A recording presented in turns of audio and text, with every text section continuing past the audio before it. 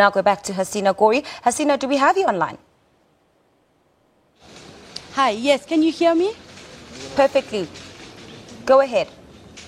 We are here at the Lenasia, south of Johannesburg. It's quite a somber mood as a family, friends and political leaders are expected to converge at the Nirvana Secondary Primary School to pay their last regards for MK veteran and anti-apartheid struggle stalwart Lalu Chiba. He passed away, as you mentioned earlier, yesterday at the age of 87 years old. He suffered from a mild heart attack last week and was hospitalized briefly before he was brought home, and then he gave his last breaths there. The proceedings have not yet begun. They're expected to begin in a half an hour's time with political leaders such as former President Kgalema Motlanthe, who's also a board member of the Ahmed Kathrada Foundation, who he's expected to give the keynote speak later today. There are also other political parties that are expected to come here. The EFF is one of those that are expected to be here. One of the last social events that Chiba took part in was a visit to Robben Island with the EFF leaders. Chiba had a long political history, starting at the Transvaal Indian Youth Congress and then moving on to the South African Communist Party. He also spent almost 18 years on Robben Island alongside former late President Nelson Mandela, Walter Sisulu and Ahmed Kathrada, who he took as a personal friend as well as a political mentor. He also served on the board of the Ahmed Kathrada Foundation. And with me right now to speak a little bit more on this giant is one of the board members, MEC Ismail Vadi. Thank you so much for joining us. Firstly, our deepest condolences to you and the foundation. How would you describe Mr. Chiba to us? Isu is a great leader.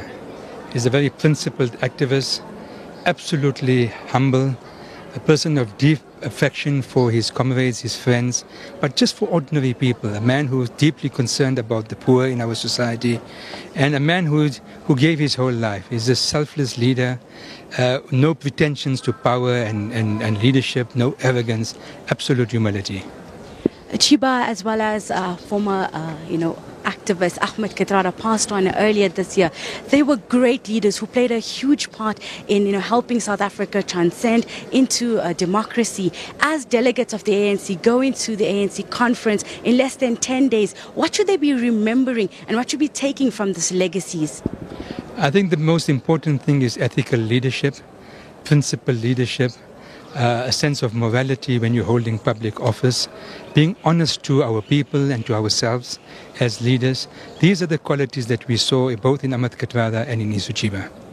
Thank you so much for speaking to us. That was MEC Ismail Vadi speaking to us about the political leader Lalu Chiba, his legacy. What is expected to occur later today is the memorial service where political leaders, families, friends, people that held Chiba dear to them are going to speak about him. Kgalema Motlanthe is expected to also speak to us later, address them with the keynote speak. But with me right now is Derek Hanekom. He will be talking to us as well. Thank you so much for joining us. The foundation has lost, two dear people this year. How are you guys holding up? Yeah, two dear people. I mean, one obviously who the foundation is based on his life and his principles and what he stood for, namely Ahmed Kathrada himself. But Isu Chiba, Lalu Isu Chiba was Ahmed Kathrada's best friend. They were like brothers. And so with the passing away of Ahmed Kathrada, the Isu Chiba became, in a way, his substitute, his replacement, the elder that we looked up to. Fortunately, there are others who are on the board, really highly respected people. But Isu is a huge loss. In his 80s, he was the most active member of the Kathrada Foundation board. He was in the office every single day. So it's not just a loss to the board members. Every staff member of the foundation looked up to him as a father. They loved him. There couldn't be a kinder person in the world and a more generous person, but a revolutionary to the core, deeply committed to social justice, and he will fight all forms of injustice to the end of his days. And that's what we will remember him as, a revolutionary with a kind heart. We know people use the words gentle giant. He was a gentle giant, but really gentle person, loving person, but deeply committed and fearless in the fight for social justice.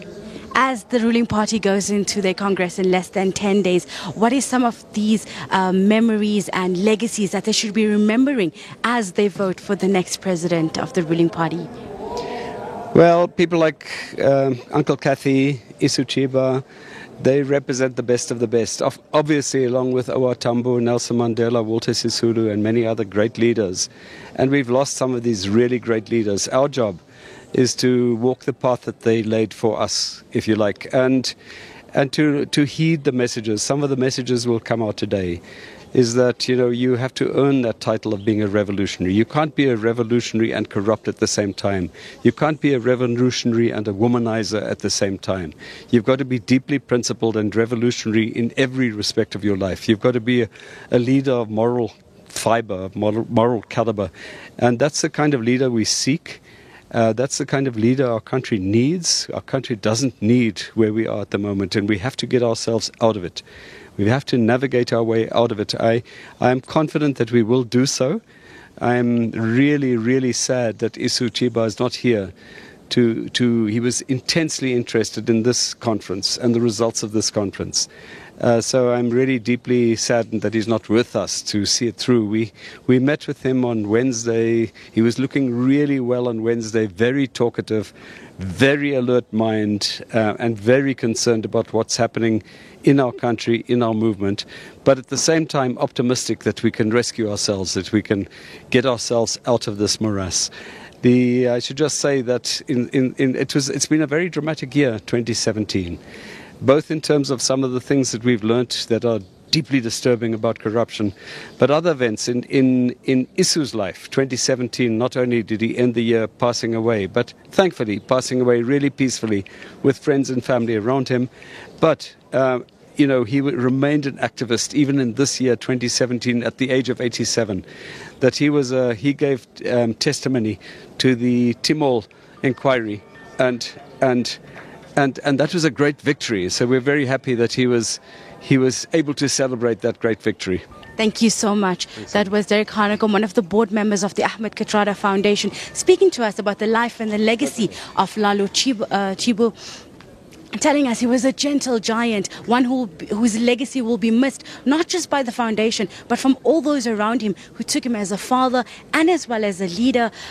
As you saw while we were having the interview, the families and friends were pouring into the Nirvana Hall, where a memorial service is expected to be underway very soon. His body will then proceed to the Avalon Cemetery, where he will be cremated. We'll bring you this as it happens, but for now, back to you in studio.